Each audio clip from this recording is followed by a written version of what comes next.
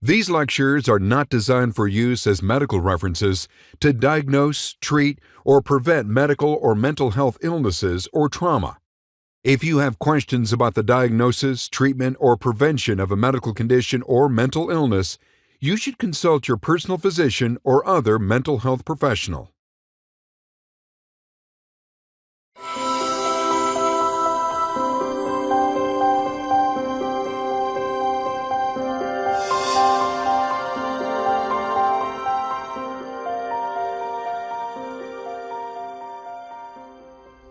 The old joke goes something like this. You see a guy standing under a streetlight, desperately looking for something on the ground. You walk over to help. "Did you drop something here?" "No," he says. "I lost my keys a few blocks over, but the light's better here." In today's lecture, we're going to explore assessment, but not just for the sake of looking. We want to assess what matters, and we want to look at whatever it is and all its messiness. For your toolbox, self-assessment is a foundational skill. It gives you a better sense of your strengths and areas for improvement, and it gives you more objective data on your baseline and whether or not you're making progress. I want to scope out a little, though, and also talk more broadly about data. We'll explore different kinds of data, both explicit data like surveys and subtle clues that might influence what we would pull out of our CBT toolbox. We'll also cover different methods for assessment, including how to use self-monitoring to collect real-world data about yourself. And lastly, we'll briefly touch on how to set SMART goals so you have an idea of where it is you're trying to go. I would also like to pull back the curtain and give you an idea of implicit data a therapist might be gathering and using to better understand their client. Things like body language, voice quality, eye contact, how stories are organized, and what parts are emphasized. In our first CBT course, we spent a lot of time on specific questionnaires, scoring, and where to find them on websites. We also covered the diagnostic criteria for depression, anxiety disorders, post-traumatic stress disorder, and other mental illnesses. In this lecture, we'll broaden things out a bit to include other folks that may be on the same spectrum for anxiety or depression, but don't yet meet diagnostic criteria and may never meet diagnostic criteria. We all have difficult periods where we might experience heightened anxiety, a notable drop in mood, or just can't seem to shake off our irritability or social withdrawal.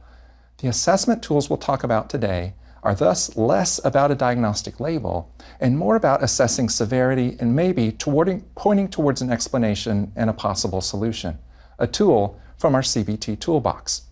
And let's not forget that it isn't just about working through the hard times. It's also about creating, or at least promoting, happiness, satisfaction, and meaning. But let's first take a step back and prime ourselves to remember some of the key global variables we might want to consider. Although I think it would be terrific if we had mental wellness visits where we focus on strengths and support ongoing growth, the reality is most people come to see a mental health professional because something's wrong. They or someone they love are suffering, and they haven't been able to fix it themselves. So the initial domains of assessment usually focus on some sort of impairment: emotional, psychological, cognitive, social, or medical. The impairment often has a trigger or something that started it all off and may still be sustaining the problem. Something like a job loss, a death in the family, or getting a bad medical diagnosis. So the next domain is about stressors, the trigger and any sustaining factors. The last big bucket is any environmental or other contextual factors that may contribute to or may help the situation. The kinds of data I would collect include a thorough social and medical history, any current medical and psychological symptoms, any signs of functional impairment like difficulty at work or problems in important relationships. I want a snapshot of the present troubles, but also an idea of what the baseline was before this all started. I want to get an idea of the timeline. Is this a new problem, or has it been going on for years? Which gives me a clue about how long it might take to provide some relief. I'll start with hearing the patient's story, but I'll also use a battery of quantitative questionnaires and hope that the two sources of data match up. Let's start with a couple of case examples where the patients are just starting out and beginning to frame what's going on. Note the questions I used to elicit this initial information. We'll start with the case of Amanda, a recent college graduate who was unable to find a job and had to move back in with her parents. Okay. Well, thank you for the context, and I have at least an idea of the environment in which you're operating, and you described yourself as lost. Can you say more about that? Yeah, I mean, going into college, like I think I mentioned before, I was a history major, and, I kind of just followed my passion with that, and thinking that, at some point I'd be able to parlay that education into a career path. And I've just not been able to get my footing with that. I'm not quite sure what I thought I was going to be once I graduated, but I figured I'd be something. And right now it's just, I'm feeling like, I'm spinning my wheels. I don't feel like I'm getting anywhere.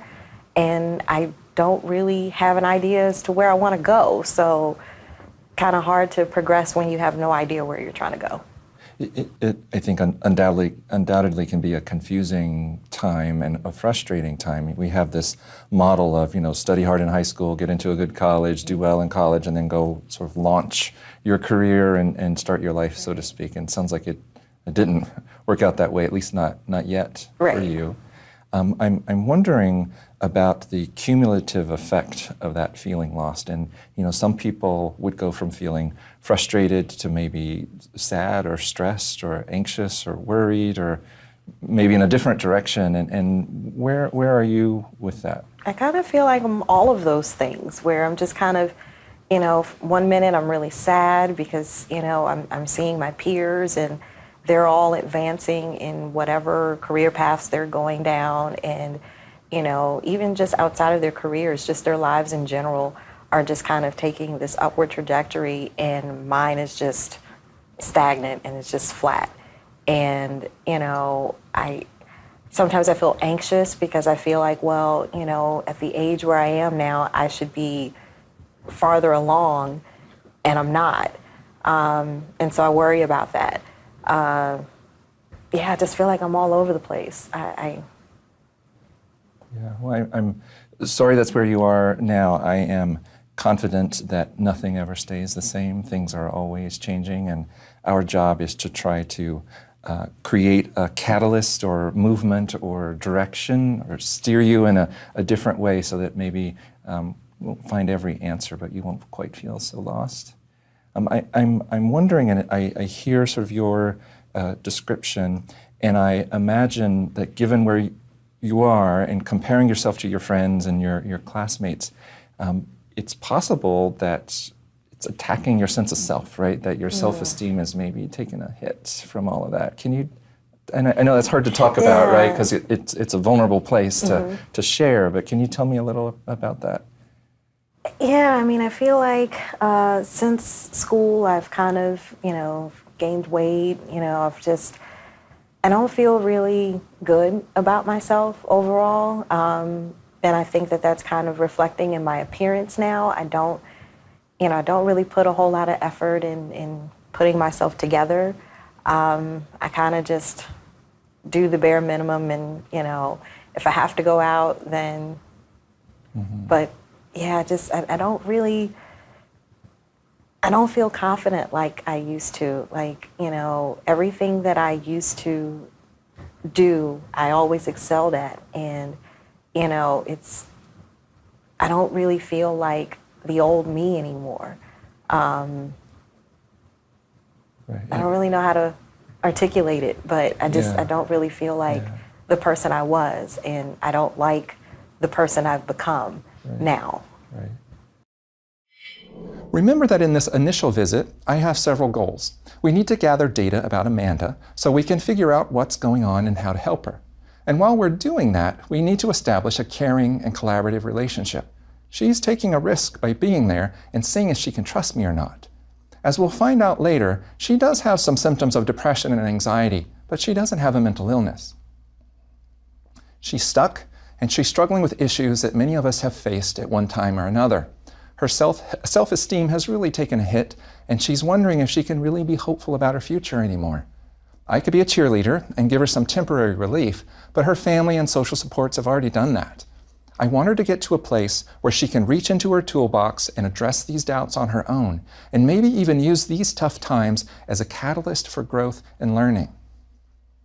There are also a number of implicit variables that I'm interested in. For example, when Amanda talks about her chief complaint, I'm listening for how well organized it is. Has she thought about it?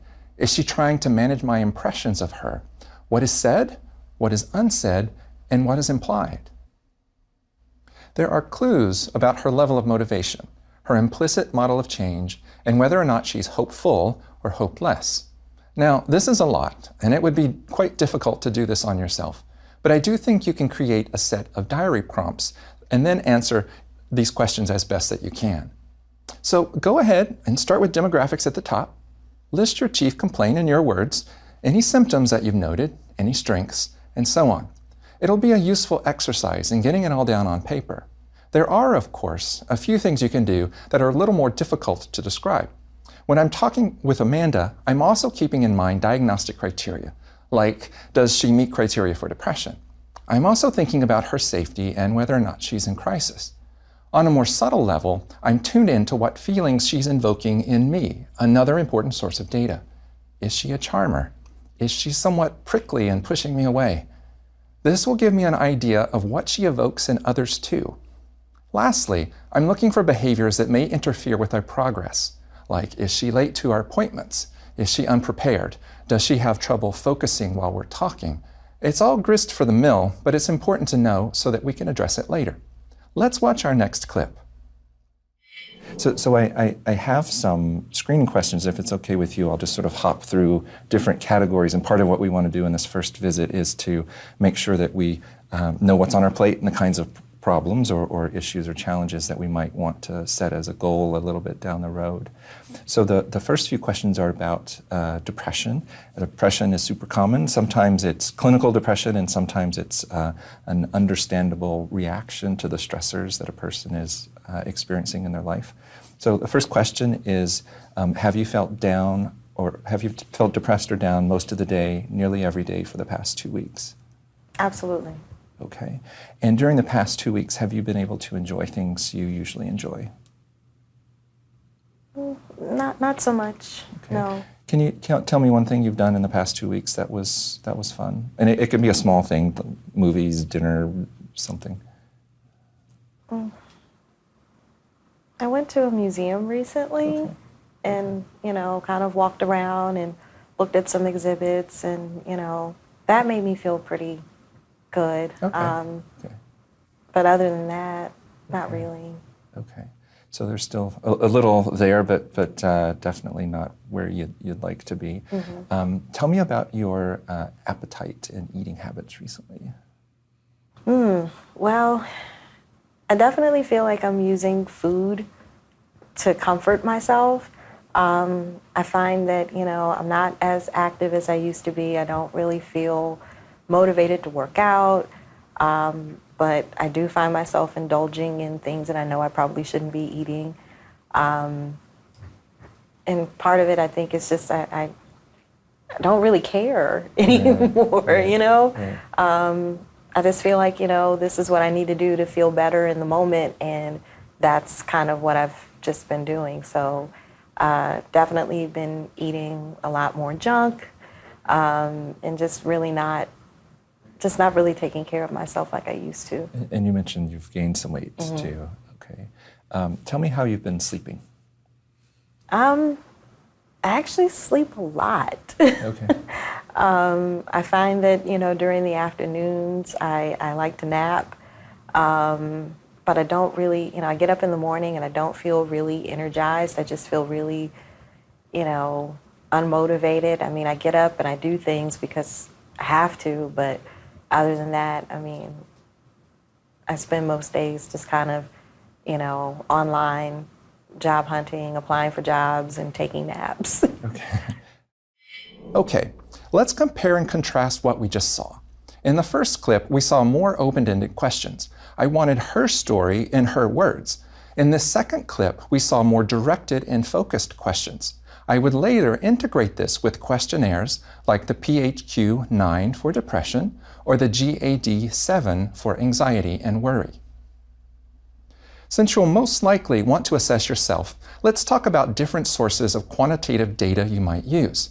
There's surveys, diaries, or journals. There's even apps, websites, and wearable devices, and of course, your usual medical tests and labs.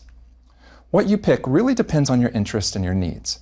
Fortunately, there's a relatively new resource called PROMIS, P-R-O-M-I-S, that is free, evidence-based, and available in many languages. PROMIS stands for Patient-Reported Outcomes Measurement Information System.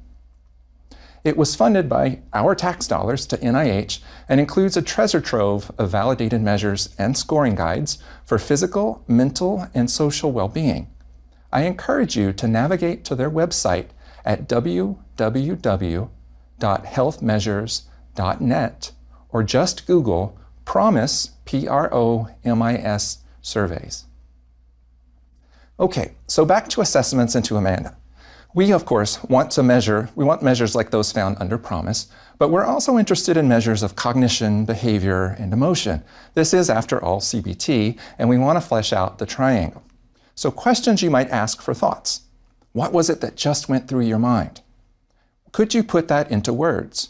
As you were feeling that particular emotion, what were you thinking? For emotions, what are you feeling right at this moment?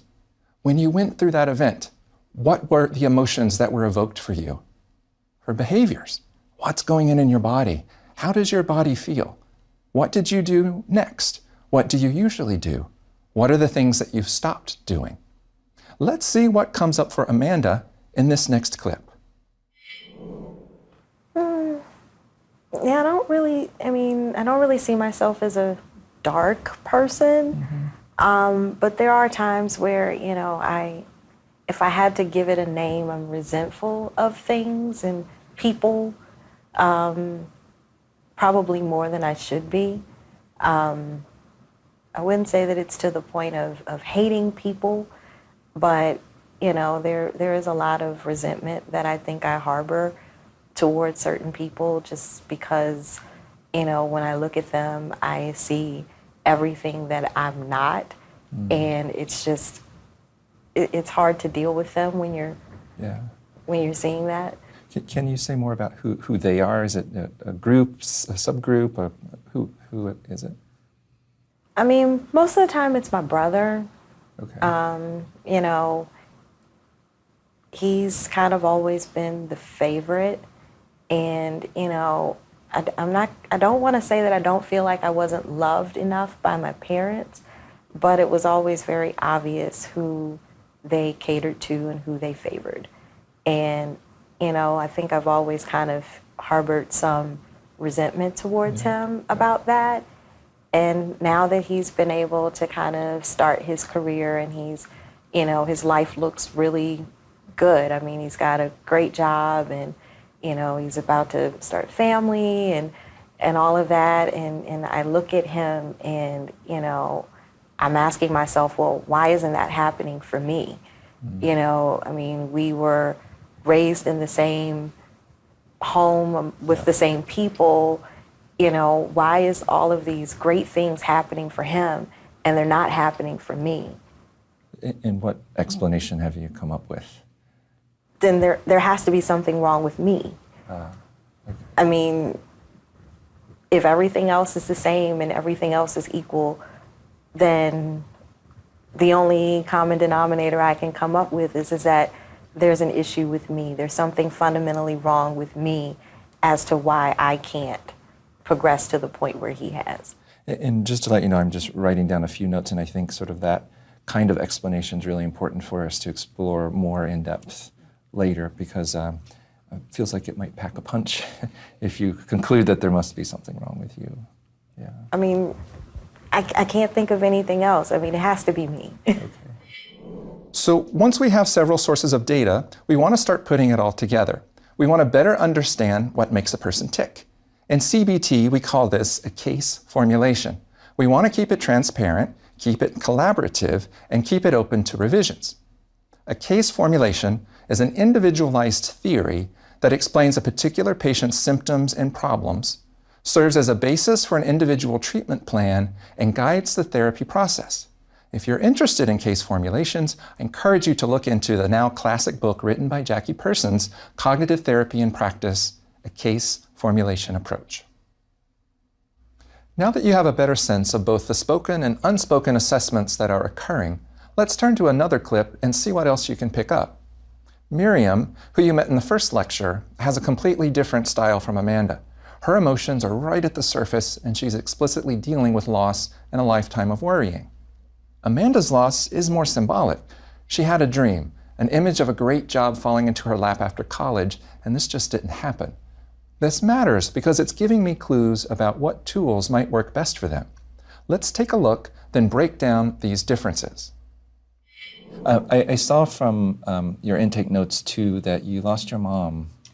I did lose my mom. My mom and I were really close, and she lived with me for her last 8 years. She passed away a year ago.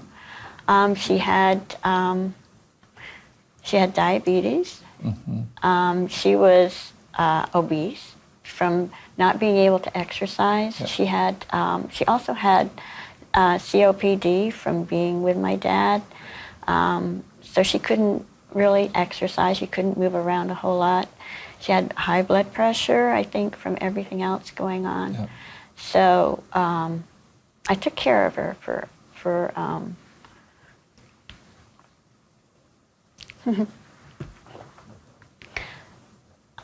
the last few years. Yeah. And watching her go downhill was really hard.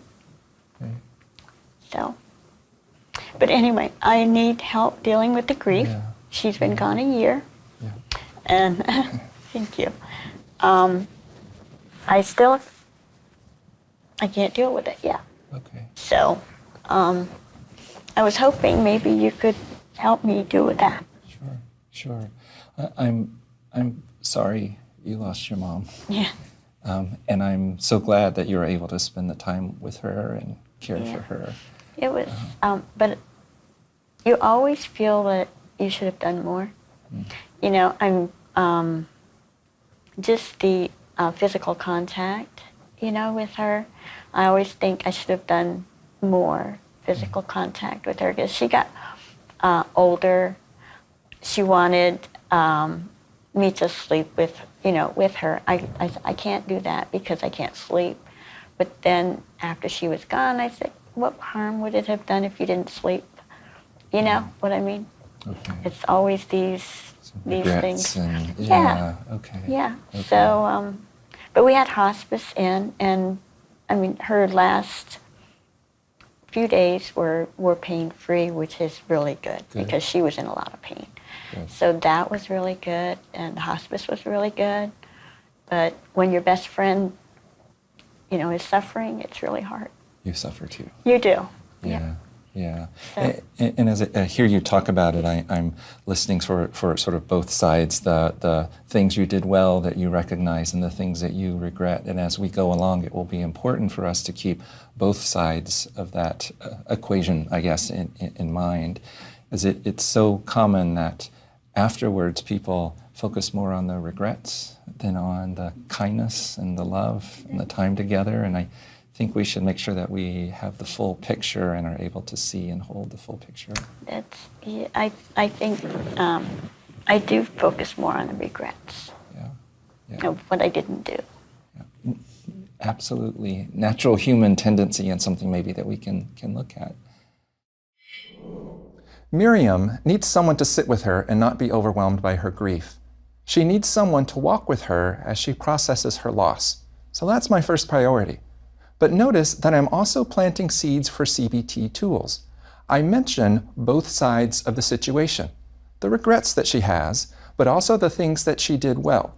I know that later we will challenge her selective attention and her unfair self-assessment. She's not quite ready yet, but I'm priming her for later work. Both Amanda and Miriam will have a battery of standard assessments, including depression and anxiety. Amanda needs to learn more about who she is and what she can and cannot do. She also needs to learn how she's perceived by others and what she can do about it. Miriam has a lot more life experience and has dealt with a lot more loss and disappointment, but she's also less educated, she has fewer resources, and probably spends more time looking back than looking forward. Both will need to set goals, keep a therapy journal, and probably do some self-monitoring. But both Miriam and Amanda have me there to help them plan this out. What if you're doing this on your own? Well, I'd start with some simple global self-assessments. These are subjective by definition, so don't worry too much about that. On a scale of 1 to 10, how would you rate your physical health? On a scale of 1 to 10, how would you rate your social health? On a scale of 1 to 10, how would you rate your mental health? Be sure to include any specifics about what works well, what's not working well, underneath those 1 to 10 ratings. Take your lowest rating, the worst score, and then find a few quantitative questionnaires that resonate with you. You'll take those now and then again every week or two while you're actively working towards your goal. I suggest first going to that PROMIS website and then looking up the issue that you think is most important. This will give you a starting point and a general progress score as you move forward. Remember that it's unrealistic, though, to be a 10 out of 10 in every category all the time, but I'll let you decide on your goals. The goals you set are the next big area where you'll want some solid assessments. And here, it really depends on the goal you set. Let's take a step back and take a look at how we might go about setting up goals that will help us with assessment and intervention planning. Now, at first blush, the idea of setting goals might seem relatively simple and straightforward, but it's not. If you want to increase your chances of success, then you have to be very specific and very concrete, not to mention realistic and strategic. Let's see how Amanda went about doing just this. So next up on our list is to begin the process of setting some goals. And I know you've mentioned in broad sense sort of what brought you here and some of the frustrations, the effect on your mood, the effect on self-esteem. But I want us to get a little more specific and concrete if we can. I think if we place a point in the distance that we're trying to get to, it will help us direct ourselves and to think about the tools that we need to help you to get there. Have you heard of SMART goals before? S-M-A-R-T? No. So it's an acronym that helps us through the process of setting goals so that we can set goals that are concrete, specific, and attainable. But specifically, the SMART goals, the S stands for specific, so we want to get very sort of detailed about what we want to accomplish. Measurable, we need to be able to tell if we're making progress or not. The A is for attainable, so it needs to be realistic. We can set, pie in the sky kinds of goals, but we also want realistic goals that we can accomplish together. The R needs to be relevant, so given where you are, the things that you're struggling with, it needs to fit. And the T is timely, so we need to not just say this is going to happen at some point in the future, we'll say in the next 6 months or the next 12 months or whatever timeline we want to come up with. So SMART goals, S-M-A-R-T. If we think specific, measurable, attainable, relevant, and timely, what would you say your main goal is for coming to therapy? I really just want to feel normal. Okay. Or feel better. Okay. Other than that, I don't really know. Okay, all right. Well, that's a fair enough place to start, and let's see if we can drill down a little bit. So you want to feel better and you want to feel normal. Tell me what that is. What would that look like? Probably just, being able to just kind of live life and find some joy in that. I don't really know how to go about achieving that, but that's kind of what I would like to get to. I kind of want to be able to look and feel better and be happy like I see other people around me are. You can see from this clip that Amanda's goals are still pretty general and vague. There's nothing wrong about wanting to feel better or wanting to succeed, but we need more information before we can start creating a formulation and start selecting tools for her treatment plan. The other essential part of setting goals is to accurately assess your resources, know your strengths, and to anticipate obstacles or challenges that might come up. We can't know the future, but we can prepare for it nonetheless.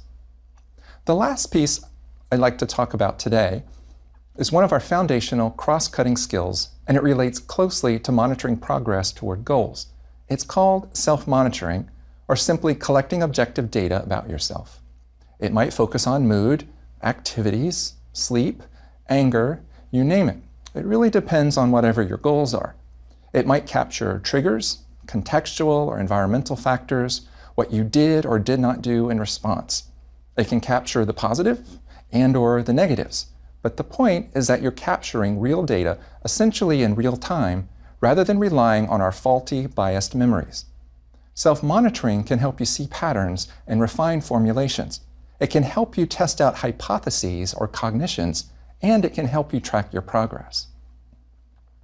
So in terms of our toolbox, what have we added today? Well, we've mostly focused on the area of foundational skills, specifically self-assessment and self-monitoring. But in the process, we've also talked about what to do with the data we collect and how to go about synthesizing it. If you're interested in learning more about assessments and case formulations, I encourage you to view our first CBT course. In our subsequent lectures, we'll come back to assessments, formulations, and self-monitoring. So I do encourage you to stay tuned and forge ahead.